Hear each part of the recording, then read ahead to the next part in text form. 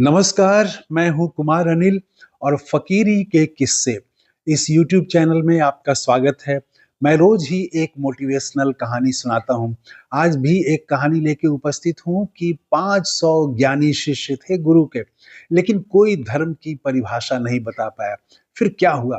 तो ये कहानी हम सुनाएंगे, लेकिन उससे पहले एक छोटी सी अपील कि इस काम को आप सपोर्ट करें और इसके लिए वीडियो को लाइक और शेयर करिएगा। चैनल को जरूर सब्सक्राइब कर लीजिएगा। तो कहानी शुरू करता हूँ। चीन में एक साधु हुआ।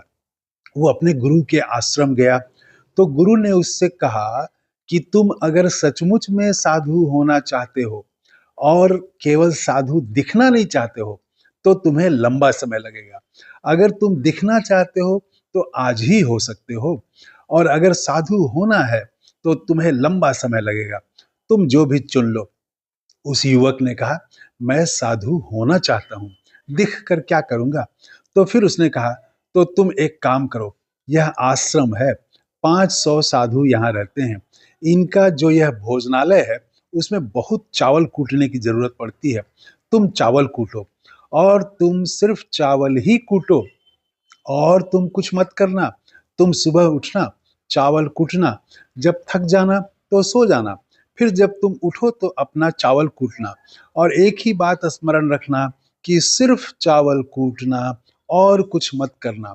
चित्त में और कुछ न चले, बस चावल कूटते चले जाना। पूरा चित्त चावल कूटने में ही संलग्न हो। चित्त की कोई शक्ति बाकी न बच जाए जो कुछ और कर रही हो। पूरे चित्त की शक्ति चावल ही कूटे। तुम्हारा मूसल उठे, तुम देखते रहना। मूसल नीचे जाए, तुम देखते रहना, और दोबारा मेरे पास मत आना। जब जरूरत होगी तो मैं तुम्हें खुद बुला लूंगा, या मैं तुम्हारे पास खुद आ जाऊंगा। वह आदमी 12 वर्षों तक चावल कूटता रहा। उसने आश्रम के पीछे चावल कूटने की जगह थी, चावल कूटता रहा। उसे तो लोग भूल ही गए कि आश्रम में वह भी है। वह कभी साधु होने के लिए आया था। उसे लोग चावल कूटने वाला करके ही जानते थे। लेकिन एक अद्भुत बात हुई। वह रोज चावल ही कूटता रहा और उसने कुछ भी नहीं किया। वह किसी से कोई बात नहीं करता, कोई ग्रंथ भी नहीं पढ़ता। वह चुपचाप आश्रम के पीछे एक एकांत कोने में चावल कूटता रहता। कूट जाते तो दे आता, फिर ले आता, फिर कूटता, थक जाता, सो जाता, सुबह उठता, फिर कूटता। आप सोचते हैं कितने दिन? 12 वर्ष, लंबा वक्त होता है। वह कूटता रहा, कूटता रहा। इसके सिवा और कुछ उसके दिमाग में कुछ भी नहीं चल रहा था। धीरे धीरे चावल कूटना ही शेष रह गया। चित्त अब कुछ करता ही नहीं था, वह सोचता ही नहीं था। वह चावल कूटने में ही आप्त था, और चावल कूटने में सोचने की क्या जरूरत है? चावल कूटने में विचार की और थिंकिंग की कोई गुंजाइश है ही नहीं। कूटना है, सोचना क्या है? तो वह कूटता था। पहले सारे विचार चले गए, फिर विचार ही चला गया, फिर कूटना ही रह गया। अब वह परिपूर्ण जागा हुआ चावल ही कूटता रहा।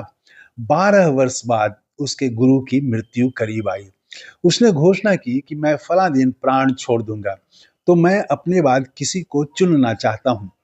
तो उसने कहा कि जो व्यक्ति 4 पंक्तियों में धर्म का सारभूत अंश लिख करके मुझे दे देगा, मैं उसे अपनी जगह बिठा दूंगा।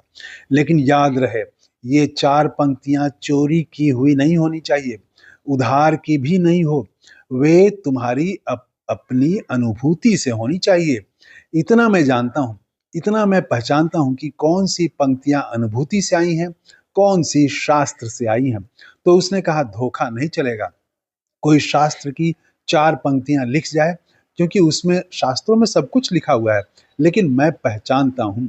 और आप हैरान होंगे, किसी शास्त्र में इतना पूरा सत्य नहीं लिखा गया है कि आप उसकी पंक्तियां उद्धृत कर दें और समझ लें कि सत्य तो पूर्ण हो गया, उसमें कुछ शेष नहीं है। कोई शास्त्र की पंक्ति पूर्ण नहीं है, उसमें कुछ शेष है जो आपकी अनुभूति से जोड़ना होता है, और वही परीक्षा है।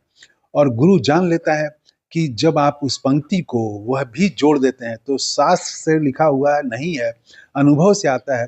तब गुरु जान लेता है कि अब पंक्ति आप से आ रही है। इसलिए जानकर किसी शास्त्र को पूरा नहीं लिखा गया है।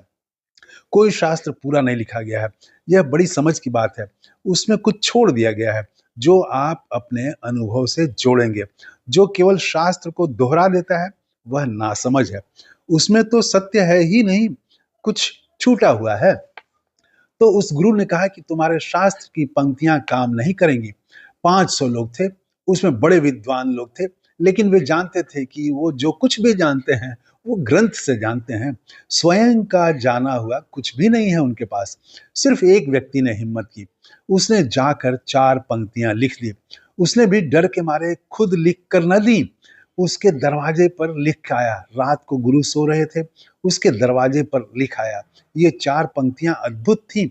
उसने 4 पंक्तियां लिखी कि मनुष्य का मन एक दर्पण की भांति है, उस पर विचार की और विकार की धूल जम जाती है। उस धूल को हम झाड़ दें, धर्म इससे ज्यादा कुछ नहीं है। ये पंक्तियां सुंदर हैं, लेकिन सुबह गुरु ने उठकर कहा, यह कचरा यहाँ किसने लिख दिया? यह सब कचरा है, बकवास है, इसे पोंछ दो यहाँ से। सारे आश्रम में खबर फैल गई। ये पंक्तियां अद्भुत थी, मूल्यवान थी, और धर्म का अर्थ उनमें प्रकट था। सारे आश्रम के लोग चर्चा किए। कुछ भिक्षु निकलते थे तो उसे चावल कूटने वाले के पास से वो निकल रहे थे और बात करते थे कि इतनी बहुमूल्य पंक्तियों को भी गुरु ने इनकार कर दिया। इसमें तो धर्म आ ही गया, क्योंकि उसने लिखा, मनुष्य का मन एक दर्पण की तरह है, जिस पर विकार की और विचार की धूल जम जाती है। इस धूल को झाड़ दें, धर्म इससे ज्यादा नहीं है। तो वह चावल कूटने वाले भिक्षु ने कहा, सच में यह कचरा ही है।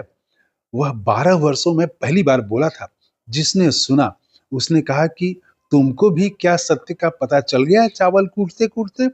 जो शास्त्रों में जीवन गंवा दिए हैं, शास्त्र ही पढ़ते रहे हैं, उन्होंने ये 4 पंक्तियां लिखी हैं। उसने कहा, शास्त्रों में जीवन गंवा देने का भला लिखा लिखा हो, लेकिन पंक्तियां बिल्कुल बेकार हैं। पंक्तियां तो ये होनी चाहिए। और उसने कहा, मनुष्य के मन का कोई दर्पण ही नहीं है, धूल जमेगी कहाँ? जो इस सत्य को जानता है वो धर्म को जानता है। उसने कहा, मनुष्य के मन का कोई दर्पण ही नहीं, धूल जमेगी कहाँ? जो इस सत्य को जानता है वो धर्म को जानता है।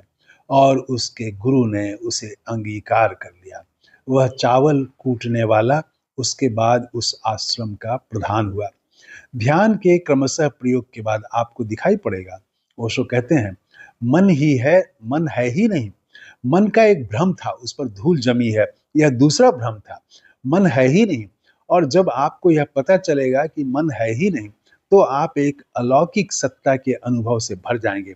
वही अनुभव केवल मनुष्य को धर्म में ले जा सकता है, और वह अनुभव क्रियाओं में जाने से संभव होता है। तो देखिए, असल में हम जो कुछ भी धर्म के बारे में जानते हैं, भगवान के बारे में, बुद्ध से बहुत बार पूछा गया भगवान के बारे में, वो चुप रहे। तो भगवान के बारे में हम जो कुछ भी जानते हैं वो सब किताबों से जाना हुआ है। दूसरों ने जो बात कही है वही। भगवान को हम अभी कितना जानते हैं, क्या जानते हैं? तो शास्त्रों को रट लेने से धर्म का ज्ञान नहीं हो जाता है। उसका अपना अनुभव वो होना चाहिए। अपना अनुभव शास्त्रों को रटने से तो नहीं आएगा। तो ओशो इस कहानी में यही बताते हैं। कैसी लगी ये कहानी जरूर बताइएगा कमेंट करके। और फिर से एक निवेदन कि इस YouTube चैनल को जरूर ये कर लें, सब्सक्राइब कर लें, और हो सके तो वीडियो को लाइक और शेयर करें। थैंक यू, धन्यवाद, जय हिंद।